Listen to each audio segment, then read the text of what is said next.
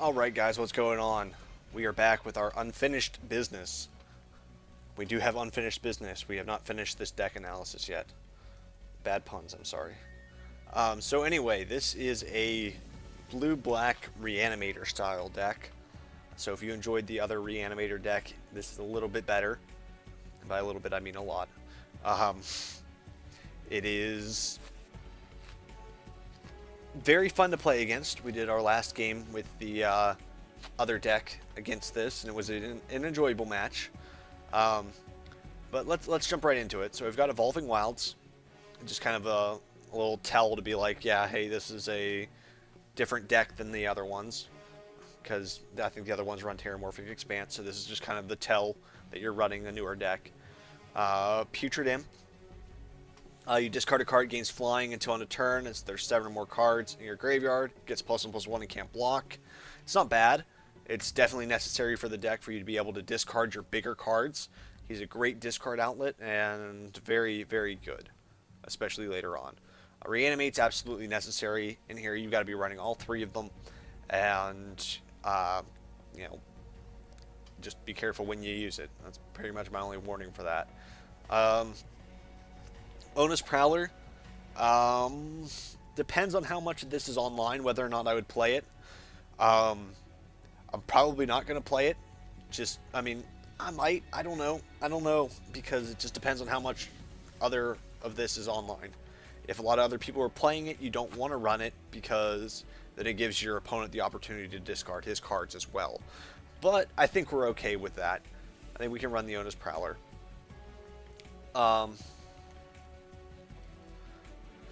Draw a card, then draw cards equal to the number of cards named accumulated knowledge in all graveyards.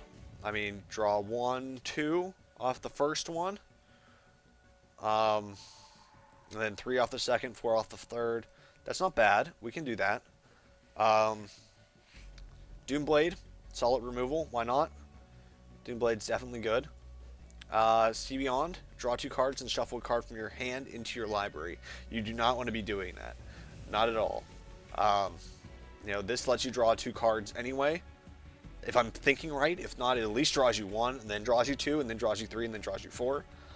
But I'm thinking that it technically goes straight to the graveyard, so I believe that you would draw 2 cards off of it. I might be mistaken, and we're going to find out when I get into the game. But even in the lesser circumstance, I would rather not shuffle one of my bigger cards into my graveyard or into my library. If it was like draw 2 cards, discard a card, that'd be sweet. But Distress. Target player reveals his or her hand, choose a non-land card from it. That player discards that card. So it's like Thoughtseize, except it costs 1 more, and you don't have to pay 2 life for it. So that's not bad. You can get rid of everything except a land. Exhume is each player puts a creature card from his or her graveyard on the battlefield. Your goal is to discard your creature cards as early as possible, and you may very well be able to reanimate one of your big dudes on turn 2 with Exhume, and your opponent can't bring back anything. So Exhume is absolutely necessary in this deck. So we've gone through every card so far, and it's been almost absolutely necessary except for this See Beyond. Dimir Cutpurse deals damage to a player. That player discards a card, and you draw a card. It forces them to deal with him. So I like him. He's hard to deal with because he's black, so Doomblade doesn't work on him. I'm not trying to be racist.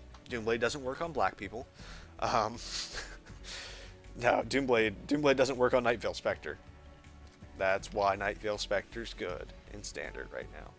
So, if it's black, Doomblade doesn't work on it, and it's awesome. No, that's why Mono Blue is a thing, and that's why Hero's Downfall is worth so much money in Standard. Dimir Doppelganger, exile target creature card from a graveyard. Dimir Doppelganger becomes a copy of that card and gains this ability. It's another removal card. It's a little bit more expensive. It costs 6 mana, or 3 and then 4, or 3 and then 3 mana. But so basically turn 3 and turn 4. I don't know if all of those get to stay in there. We'll have to see. I'm going to discard the Cunning Lethomancer. At the beginning of your upkeep, each player discards a card.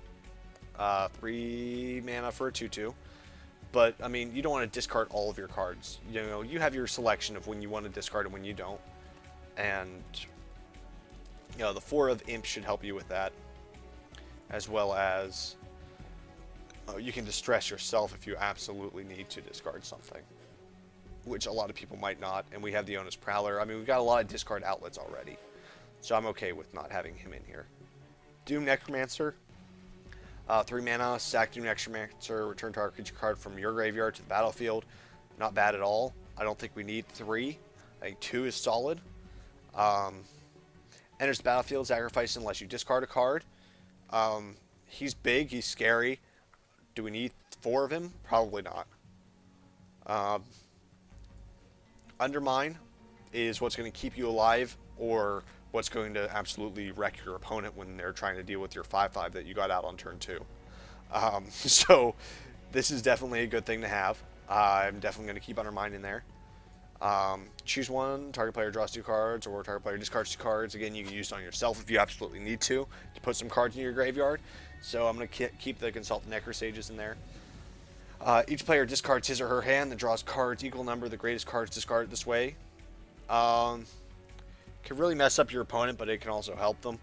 I mean, if they don't have any cards in their hand, you have 3, and you make them discard 0 cards and then draw 3. They're like, well, gee, thanks.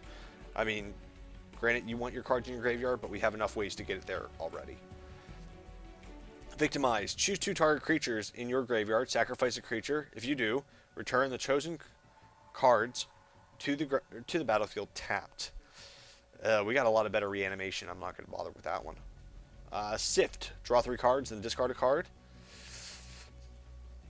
I'm okay with 2 of these. I think 4 mana for a draw spell at sorcery speed is not great. I might even take all of them out because we have better sorcery speed draw cards. And these aren't even sorcery speed draw cards. They're instant speed draw cards, which is outstanding. And then this is a better sorcery speed draw card. So we're actually gonna take all of the Sifts out. Diabolic Tutor is probably not necessary, actually. I'm gonna take that out, especially as our, one of our couple 4-drops. I'm just not even gonna bother with our 4. We're gonna have 0 4-drops. But anyway, Gasword of Fugue is not bad. It deals damage to a player. That player reveals a card. You choose a card from it. And the player exiles that card. Doesn't go to the graveyard. It gets exiled. So you can be like, well, you got this big dude, and I don't want him in there, so I'm going to get rid of him. Not bad. Body Double. Enters the battlefield as a copy of any creature in a graveyard. Any graveyard. Any graveyard at all. So, and it has come into play effects, too. So you can drop it as a, let's see, the big scary guy over here.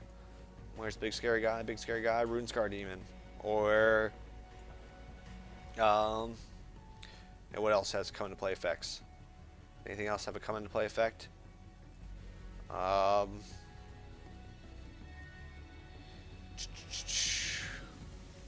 Nope, I have no idea. But, yeah, you can have it come in with a come into play effect. Oh. River Kelpie, I remember hearing about this card. I don't think I ever knew what it did. River Kelpie, or another permanent you control, is put into a graveyard. Draw a card. Whenever your player casts a spell from a graveyard, draw a card. Persist. Which means he dies and he comes back with a -1/-1 counter on him. That's not bad. So he basically draws you 2 cards. I'm okay with that. Fool's Demise, I'm not. Whenever enchanted creature dies, return the battlefield under your control. Fool's Demise is put into the graveyard from the battlefield. Return Fool's Demise to its owner's hand.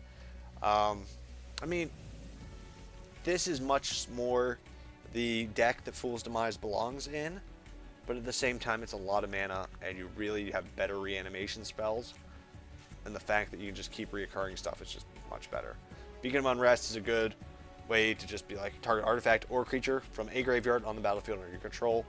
Works well.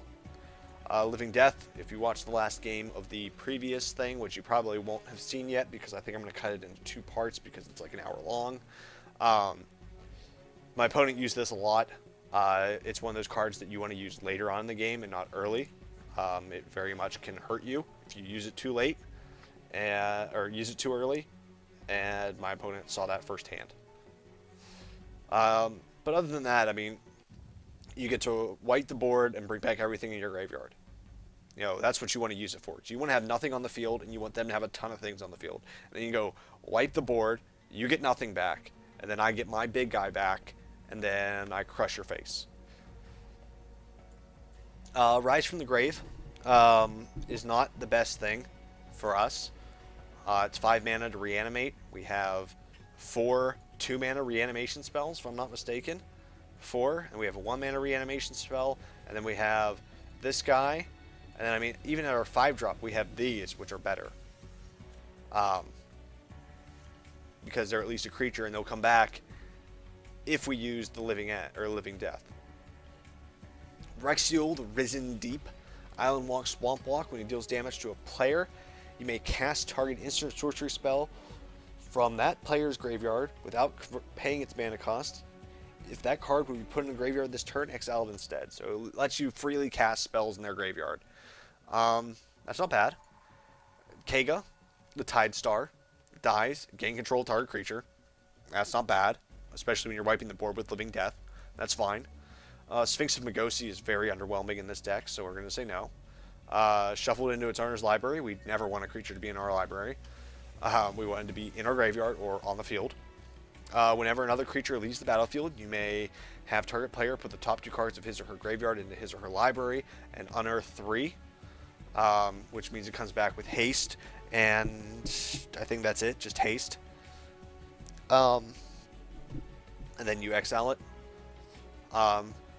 But it's good to put it in the graveyard early and just be like, I get in for 5 damage fast. Gather Specimens. If a creature would enter a battlefield under an opponent's control this turn and enters the battlefield under your control instead, I mean, if you're really comboing off very well and you have 12 mana and you can go, I'm going to drop Living Death followed by Gather Specimens, or Gather Specimens followed by Living Death, and I'm going to get back all your creatures. Congratulations on having 11 mana. If the game got to that point anyway, I think that's probably the only way you're winning the game, or you're just straight up losing the game. The game is already decided at that point, and this is going to swing it in your favor when you have 11 mana. So that's just ridiculous, and we also don't want to have 16 6-drops. It's a little bit too much. Deals damage to a player, look at that player's hand, cast a non-land card from it without paying a card's converted mana cost, and it's got ninjutsu for 6 mana. It normally costs 7, but if you can sneak it in early, very solid. You can cast their biggest cards and just get way ahead of them. Goliath Sphinx is vanilla, and nothing in this deck should be vanilla. Runescar Demon does good things. It lets you search for cards in your library and do stupid things with them. Bring him out on turn 2 and go, turn 3, I'm bringing this guy into my hand, and then I'm going to discard him, and then I'm going to reanimate him, and I'm going to lose 5 life, and then I'm going to hit you, and I'm going to cast your big guy for free, and I win the game. Tidal Kraken cannot be blocked. He's a 6/6 for 8 mana. It's just not worth bringing out. Why not grab this guy? He's a 6/6 that more than likely cannot be blocked. Whenever you cast a spell, return target permanent to its owner's hand. I mean, that's a lot. I'm going to say no to that guy. Silent of Darkness deals combat damage to a player. You may put target creature card from that player's graveyard on the battlefield under your control. He's got Trample. He's a 6/6. He costs 8 mana, but you can cycle him. So you don't even need a discard outlet for him. So I'm going to say yeah on him. Decree of Pain, destroy all creatures. They can't be regenerated. Draw a card for each creature destroyed this way. Cycling. For 5 mana. All creatures get -2/2 until end of turn. We have good board wipe. This is a very expensive board wipe, so I'm going to say no to it. And Demon of Deathgate, you may pay 6 life and sacrifice 3 black creatures rather than pay his mana cost. He's a 9/9 for 9 mana with flying and trample. But we just have better cards, and we already have enough things that we want to discard. So, I'm okay with having 8, and then how many of our 5-drops do we want to discard? 2. So we've got 10 creatures, so that is a 1/6 of our deck that we want to discard. So more than likely, one of those is going to be in our opening hand, and I'm okay with that. I do want to play 21 lands, so I think that's where we want that at, and then I need to figure out what we want to remove for the rest of our cards. I'm going to go down to 2 Doomblades, I think is a good place to start. Our 1-drops can absolutely not be cut. The Onus Prowler cannot be cut. Accumulated Knowledge, if we either run 4 of them or we run 0. how much draw do we have aside from those? We have that guy if he hits. We have this if we want it, and that's about, and the River Kelpie. So we really don't have a lot of ways to draw cards. And like I said, this is instant speed, so it's very good. I think I'm going to go down to 2 Distress. It's still going to be useful, but like ultimately, my view is if you're going to look for your opponent's hand and see what you want them to do, or see what they're going to do, you want to have 6 ways to look at their hand. So that way you have a 1 in 10 chance of getting it in your, you have a 1 in 10 chance of getting a I look at your hand card. With only 3, you're looking at a 1 in 20 chance of, that being in there. You could not draw it in your opening hand, you could draw it very late, or you could draw it in your opening hand and never see another one, and you need 2. So, I mean, I feel like 6 is the prime number. 3, the difference between 3 and 2 is going to be much less noticeable between the difference of 3 and 6. So, I think we're okay there. Exhume is an absolute necessity. Dimir Cutpurse is not bad. These guys are kind of a necessity as well, but we've got 4 extra, 3 mana cost way to turn removal spells. The Hidden Horror I'm going to get rid of because, I mean, they're scary, but, ultimately on turn 3 we want to be dropping one of these guys or leaving up the mana for the Undermine. So that brings us down to 8 cards. Wow, this deck is very tight. This is a very tight list to try and play around with. I think ultimately we don't need these guys. We've got, 4 and 3? So we've got 7 reanimation spells. So yeah, I don't think we need the Doom Necromancers. And that gets us our Dimir Doppelgangers, which are a little bit better. It exiles a creature, so actually maybe not. And they're 0/2s, so yeah, we're going to do that instead. I don't like the Dimir Doppelganger as much, but you can do it without having to tap it, and that's the advantage to it. Is this guy works with 6 mana, this guy does not. He works with 6 mana, but he takes an extra turn, so. Wow, 6 more cards. I mean, ultimately we could get rid of the accumulated knowledges, but I don't want to get rid of all of them because they are really solid draw spells. And if you can keep drawing cards and keep getting to your exhumes and everything else, that you're really going to get ahead. Ghast Lord is probably one of our worst cards, so we'll get rid of him, and that puts us at 9 things that we want to reanimate, and not necessarily 10. But I don't want to remove anything else from that side. So ultimately, I think we might have to get rid of the accumulated knowledges. The Ona's Prowler, like I said, I was questioning. I'm going to take that out because it does help your opponent if they're running the exact same thing. And we are running 25 lands. So I think the accumulated knowledges are actually what's going to go. Not as good as I wanted, or not as, I wanted to run those, but I really feel like this is what we have to do with the deck. So let's save it. The accumulated knowledge is one of those things that we may very well change later, because if we're having a hard time drawing cards and keeping cards in our hand, then it's something that we're going to want to remove, or we're going to want to add into the deck. But we don't really know if we have a problem about keeping cards or seeing the cards that we need, because we really shouldn't. We should be fine of seeing the removal that we want in our deck. Let's draw a new hand here. That's like the exact same hand. I'm going to try one more time. Still not good. Yeah. So bad. We're playing in the mirror. So me getting out my imp first might actually help me. That might get me the opportunity to get the exhumed creature out.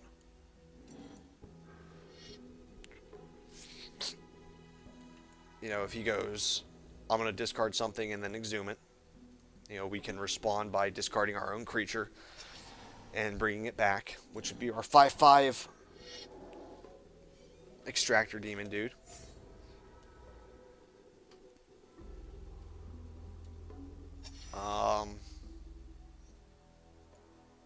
Or ultimately, we could do our own thing and discard our creature card and exhume it.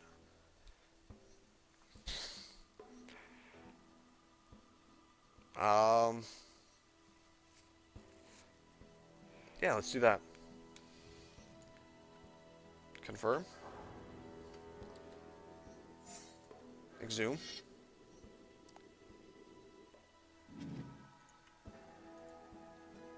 He did not respond, which works well for us. That means that he does not have anything in his hand. And I'm going to attack him with this 1/1. Because if he blocks, then he doesn't have anything.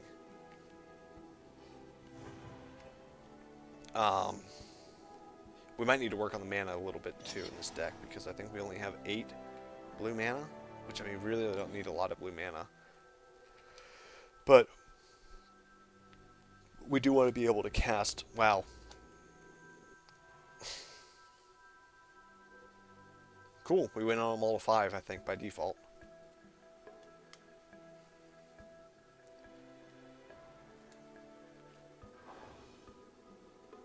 Ghast Lord. Reanimate Ghast Lord. Okay.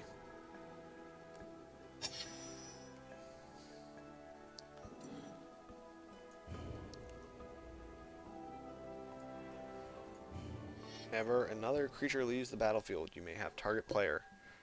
So that's even his creature. So we'll see what happens here.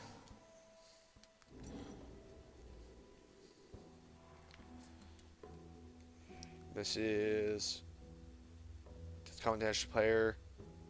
That player reveals his or her hand. I mean, go ahead and have at it. And just exile it. Yep, that's fine. That's yours.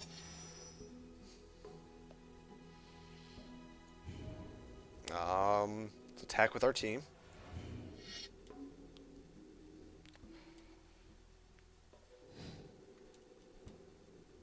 That's fine. We probably almost always want it to be us.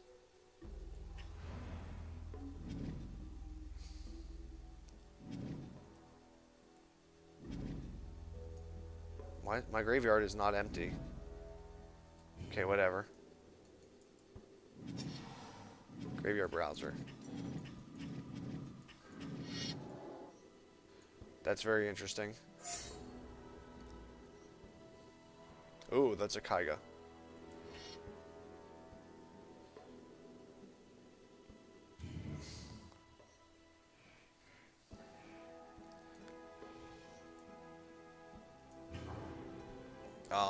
And then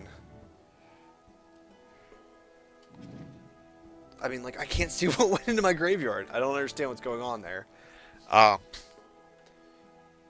ultimately, Kaiga's gonna gain control of a creature. We might as well make it so that it's not our 5/5 that Kaiga gets.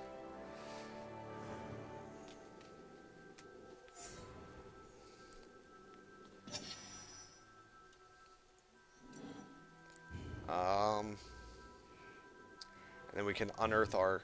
Oh, I did not mean to skip the combat there.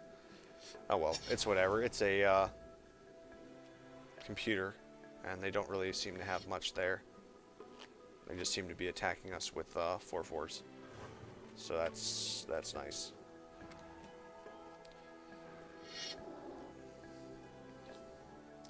Is that a graveyard, or is that from your graveyard? Okay. I can't see my graveyard, so that's awesome. But ultimately, I couldn't bother anyway. Because the Ghast Lord just does stupid things. Okay.